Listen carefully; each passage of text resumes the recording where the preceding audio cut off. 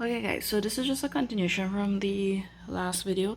This is just some examples, right? So all I have here is the formulas. I just write them together. So this is the same gradient formula, same midpoint formula, and the same length of a line formula. Nothing new, right? So so I have an example here. So the example reads, for each of the following, find A, gradient, B, midpoint, and C, length of the line given the endpoints. So the first question we're going to look at is this line that is given the endpoint A, which is -2, 1, and B, which is 4, 3. Now, the first thing we want to find is the gradient, right? Now, before we even go into that, we are going to establish which is going to be our first point and which is going to be our second point. It doesn't matter which one you decide to be a first or which one you decide to be a second. The answers are going to be the same, right? The working might look a little different, but once you do your working correct, you're going to get the same answer. Okay, so I'm going to let this one be my first point, this be my second point. Now each point has an X and a Y, an X and a Y. Since this is my first point, I will label this X1, Y1. This is my second point, I'm going to label this X2, Y2. Right? Since the first part of the question that they asked us to find is gradient, I'm going to write down my gradient formula. So gradient is, now the symbol for gradient is M, right? So I'm putting it in one time. So gradient is equal to y2 minus y1 over x2 take away x1. So what I'm going to do now is substitute from here, right? So y2 is 3, take away y1. So y1 is 1 over x2. x2 is 4, take away x1. x1 is -2. Right? So far so good. Okay, so we could work out here. 3 take away 1 is 2. You will end up with a little problem here. Negative and negative, when they come clashing together, change to a plus. If you want, you can just run that through your calculator to get the answer. 4 and 2 is 6. We could reduce this fraction, we'll get 1 over 3. Sorry. Right, we could reduce this fraction, we'll get 1 over 3. So this is our gradient. Our gradient is 1/3. Right, so this is the A part of our question, which is to work out gradient. Okay, so the next part of our question was to work out the midpoint. So it's the same process basically. First you write down your formula, then substitute. Right, so let's do that. Midpoint. Okay, so formula is x1 plus x2 over 2, comma, right? Because remember a point, this answer is actually a point, and a point will have 2 numbers in it, right? So we fix up the x part of it there, and now we have to fix the y part.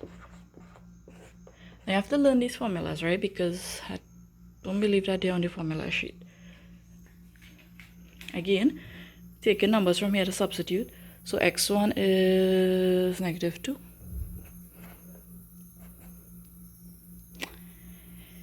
x2 is 4,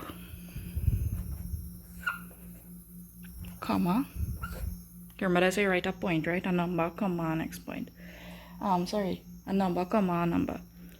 Okay, so going here now, y1 is 1, plus y2 is 3.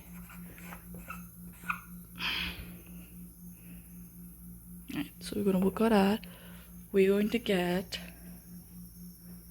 here we get +2 over 2, take away 3 and 1 is 4.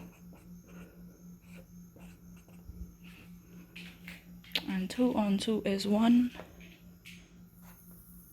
comma, 4 on 2 is 2.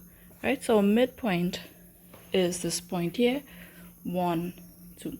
So basically all you're doing is just establishing which is your first point, which is your second point, taking the correct formula that the question asks you to work out, and just substituting and just simplifying until you get your answer. Alright, so part C now is length of a line. Notice this formula looks a little more tedious than the other formulas, but make sure you have a scientific calculator with you. It isn't really difficult, right? So I'll show you how we're doing that one now. Again, first thing first, write down your formula. So length. Okay, so length of a line is square root of x2 minus x1